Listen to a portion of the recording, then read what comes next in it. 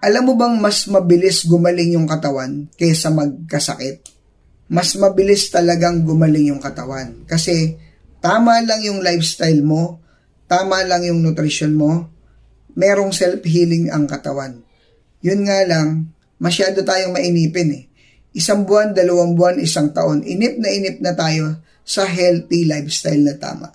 Samantalang, consistently, ginagawa natin yung pagsira sa katawan natin mula pa nung natuto tayong hindi kumain ng mga masusustansyang pagkain, hindi alagaan at mahalin yung sarili natin. Napakahabang panahon nating ginagawa ito. Pagdating sa pagre-repair, sa kapag-aayos ng katawan sa sarili, inip na inip tayo, buwan pa lang, 1 taon pa lang, 2 taon pa lang.